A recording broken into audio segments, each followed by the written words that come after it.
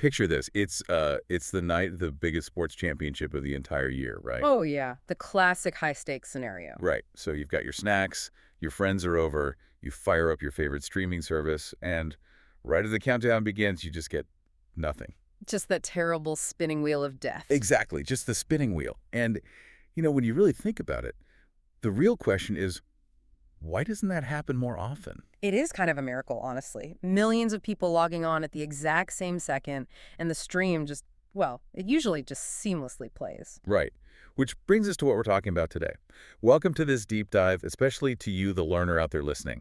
Today, we are figuring out the invisible mechanics that keep the internet alive during these insane traffic spikes. And we're doing it specifically through the lens of the AWS Cloud Practitioner Framework, Yeah. the CLF C002. Yes, exactly. Our mission today is to totally demystify how these massive companies survive these events without, frankly, going completely bankrupt in the process. Because that financial piece is just as critical as the technology. The concepts we are unpacking today, auto-scaling, load balancers, high availability, these are the exact fundamental building blocks of modern cloud architecture. And even if you, the learner, aren't taking the exam right now, understanding this completely changes how you see the apps you use every single day. Absolutely. Okay, let's unpack this. We have to start with the core dilemma, what a lot of people call the Black Friday scenario. Or the championship game scenario, yeah. Right. It's this massive, tension between paying for idle servers versus your entire website just crashing under a heavy load. Because historically, before cloud computing became the standard, solving this problem was just incredibly inefficient. How so? Well, if a company knew they were going to have a massive spike in traffic, their only option was to physically buy enough hardware to handle that absolute maximum peak. Like they had to buy the actual metal. Oh, wow. So they're racking it in a data center, powering it, cooling it all year round. Exactly. For just one day of heavy use. It's like a stadium paying a massive 10,000-person security team year-round, 24/7, just because they host one massive championship game a year. It's a huge waste of money. That analogy is painfully accurate to how enterprise IT used to work, honestly. For 364 days a year, millions of dollars of servers just sat in a refrigerated room doing almost nothing. But if you didn't buy them, you crashed on game day. Right, and you lost millions in revenue anyway. So cloud computing introduces a completely different paradigm. It's often described as an elastic army. An elastic army. I like that. Yeah, so you only pay for the soldiers while they are actively on the battlefield. When traffic spikes, you automatically recruit more servers. When the traffic goes away. You dismiss them. Yeah. And stop paying. Exactly. So if we have this ability to dynamically recruit this army on game day, we have to decide exactly how to build that army, right? Are we breeding a few giant super soldiers, or are we drafting millions of regular everyday soldiers? Right, and in AWS terminology, that choice is the difference between vertical scaling and horizontal scaling. Okay, vertical versus horizontal. Yeah. So vertical scaling, or scaling up, is taking an existing server and just making it bigger. You swap out the motherboard, you add more CPU power, double the RAM. You're building the super soldier. You're building that single massive super soldier. But wait, why does AWS strictly prefer horizontal scaling? For a streaming service, isn't it easier to just pump more RAM and power into one massive super server rather than trying to coordinate a sprawling army of thousands of smaller ones? It definitely sounds simpler on paper, I'll give you that. But vertical scaling has two fatal flaws that make it totally unsuited for a massive streaming event. The first is, well, it's a literal physical ceiling. Meaning you just run out of space. You eventually just cannot buy a bigger processor or shove more RAM into a single machine. Technology has physical limits. Ah, okay, so there's no such thing as an infinitely large super soldier. Never. You hit a wall, and if your traffic keeps growing past that wall, you are out of luck. And the second flaw. It's even more dangerous. Relying on a super server creates a terrifying single point of failure. If you have all your users streaming from this one gigantic, incredibly expensive machine... Oh, I see where this is going. Right. What happens if that machine experiences a random hardware glitch? Or the power supply blows out? The entire streaming service goes down. Millions of people instantly get the spinning wheel of death. Exactly. And that is why AWS has a very strong, almost absolute preference for horizontal scaling, which is scaling out. Adding more of the exact same regular-sized servers. Yes. You go from 1 server to 10 servers to 1,000 servers. If one of those regular soldiers trips and falls, like if one server has a hardware failure, the system barely even notices. Because the other 9,999 servers just pick up the slack. Exactly. The users streaming from that one dead server might get like a tiny stutter, but their connection just seamlessly moves to another server in the army. That makes total sense. But relying on an army of thousands means you need a highly specific set of rules to manage the draft, right? They can't just appear out of thin air. Right, you need a mechanism telling them when to arrive and when to leave. Which brings us to the actual brain behind this operation in AWS, the auto-scaling group, or ASG. Yes, the ASG. So if I'm building out this architecture, how do I actually tell the ASG when to draft people? Does it just, I don't know, guess based on how many people are logging in? Not at all.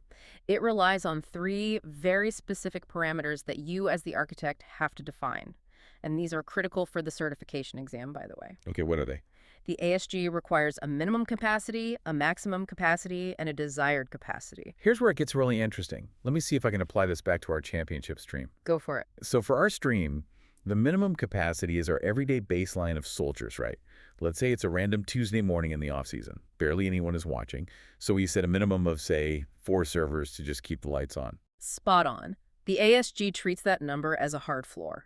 No matter how low the traffic drops, it will never let your army fall below those 4 servers. Got it. Then the maximum capacity has to be our absolute budget limit so we don't go broke. Because if millions of people log on, AWS could give us 1 million servers, but we'd get a $10 million bill the next morning. Exactly. The maximum parameter literally saves companies from bankruptcy. It's a hard ceiling on your credit card. It tells AWS, even if servers are catching fire, do not draft more than this specific number of soldiers. And the third parameter, the desired capacity.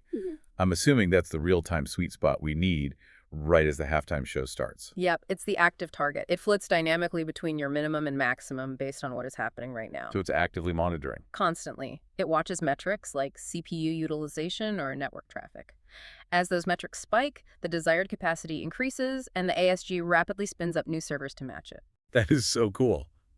But wait, having thousands of perfectly drafted soldiers standing in a field is pretty useless if there's no commander pointing them to the front lines where the enemy actually is, right? Well, yeah. An army without a commander is just a mob. Right, so if I'm a user sitting on my couch and I hit play on my remote, my TV needs to know which of those 10,000 servers it's supposed to talk to. Exactly. Having the troops is only half the battle. You need something standing at the front lines, taking every single incoming request and pointing each one to a specific server. That is the role of the Elastic Load Balancer, or ELB. So the ELB is like the ultimate traffic cop. A traffic cop operating at the speed of light.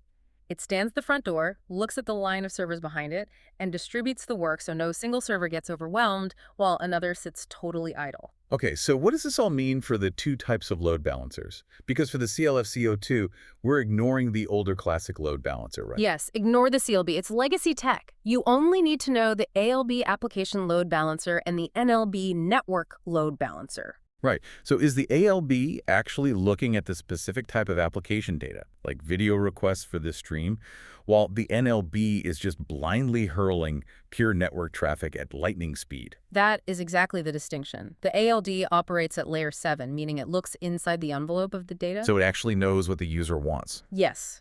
If a user requests a high-definition video file, the ALB sees that and routes it to servers optimized for streaming. If the next user just wants to reset a password, the ALB sends that request to completely different account management servers. That's incredibly smart. And the NLB? The network load balancer operates at layer 4. It only looks at the outside of the envelope, the IP addresses. It doesn't know or care if you're asking for a video or a password reset. It just fires it off. Right.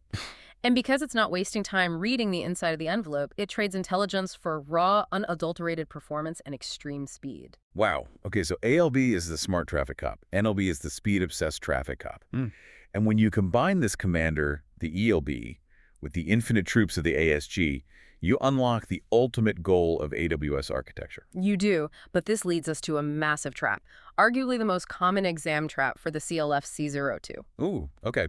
What is it? When a test question asks which service makes your application highly available, people instinctually name just one service. But the answer is never just one service alone. Wait, really? Never. It is always the combination of the ELB paired with multi-AZ, multiple availability zones. Okay, wait a second. I've got to push back on this. If the Elastic Army, the ASG, is what's constantly expanding and replacing dead soldiers, why isn't ASG the answer for high availability? It's a really logical conclusion, which is why it's such a good trap. Because isn't instantly replacing dead servers the literal definition of keeping an app available? Why is it strictly the combination of ELB and Multi-AZ? Let's go back to the army metaphor. Your auto-scaling group has beautifully drafted 5,000 healthy soldiers. The ELB is giving them orders, but they are all physically standing in one single field. Okay. In AWS, that physical field is an availability zone. Oh, right. And an availability zone isn't just like a concept, it's a real physical place. It's a tangible location, a cluster of actual physical data centers, Yeah. real concrete buildings, real metal servers, real power grids. Got it. So our whole 5,000-person army is inside one specific facility in, like, Northern Virginia. Right. Now, what happens if a massive hurricane hits Northern Virginia and floods that entire facility? Oh. Or a construction worker accidentally drives a backhoe through the main fiber optic cable. Then the entire data center goes dark. And your auto-scaling group might desperately try to draft new soldiers, but there's nowhere to put them. The building is gone. So even an infinite army can be wiped out if the single battlefield they are standing on collapses. Exactly. The ASG protects you against a software glitch, but it cannot protect you against a real-world physical disaster. That is why true high availability requires multi-AZ. You must distribute your servers across multiple physical fields. So AWS builds these availability zones miles apart from each other. Yes, on different power grids, different floodplains. If a hurricane takes out Zone A, you already have half your servers running in Zone B, safely out of the storm's path.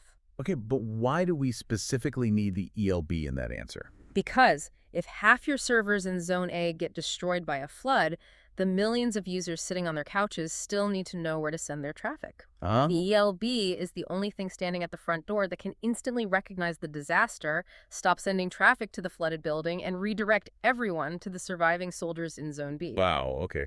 That brings it all together beautifully. So let's actually put you, the learner, in the hot seat right now. Oh, I love this. Let's walk through 3 exam-style scenarios to lock this in. Listen closely to the wording here, the learner, because this is exactly how they try to trick you. Lay out the first problem. Okay, scenario 1.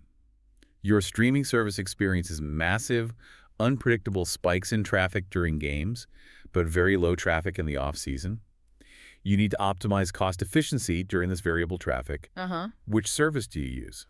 So if you're listening at home, the key phrases are unpredictable spikes, low traffic, and cost efficiency. Right. Matching server capacity to save money means managing the draft board. The answer is the auto-scaling group. It enforces those minimum and maximum boundaries so you aren't paying for idle servers. Spot on. Okay, scenario 2. Millions of fans are logging in. You need to ensure this heavy incoming web traffic is evenly distributed across your fleet of servers so no single machine crashes. Which service? The trigger phrase is evenly distributed. The army exists, but we need someone to direct the traffic. That requires a commander. So the ELB. Yes, the elastic load balancer. And if the scenario specifically mentions looking at web application data, like HTTP requests, it's the application load balancer, the ALB. Exactly. Yeah. Okay, final scenario. The trap we just covered. Your company requires the streaming platform to be highly available and entirely resilient to the failure of a physical data center. How is this achieved? The core problem is surviving the failure of a physical data center. An ASG can't save you from a collapsing building. You need your troops spread out and a commander to route around the disaster. So ELB plus multi-AZ. Exactly. Deploying an elastic load balancer across multiple availability zones. It's so satisfying when you realize it's all about catching the specific focus of the question. Yeah, if you can isolate the core problem, the AWS service practically reveals itself. Well, let's do a rapid-fire recap. We started with the dilemma. The cost of idle servers versus crashing. The solution is the Elastic Army, using horizontal scaling to add servers rather than building one impossible super server. Right, and the ASG manages that draft minimum, maximum, desired. The ELB directs the troops, with the ALB reading the data and the NLB prioritizing raw speed. And finally, true high availability requires ELB paired with multi-AZ. Which gives you a totally different perspective on how the modern internet actually functions, under immense pressure. And that's really the big takeaway for you, the learner. You now have the mental models to instantly spot trick questions on the CLFCO2. Plus, you finally understand the invisible mechanics that keep your favorite streaming apps running on the biggest nights of the year. But before we completely wrap up this deep dive, applying these concepts to the real world raises one final lingering question. Oh, I love these. Let's hear it. Well, we know that your auto-scaling group automatically recruits new soldiers and charges your credit card every time demand spikes. That's the beauty of cloud elasticity. Right. But what happens if a malicious attacker intentionally floods your streaming service with fake traffic? Not to crash your site, but just to force your infrastructure to scale up to its absolute maximum capacity. Wait, just to drain your bank account? Exactly. How do you tell the Elastic Army the difference between a million excited fans and a million malicious bots before the massive bill comes due? Wow, an economic attack? That is terrifying. It's a very real threat. Definitely something for you to mull over until next time.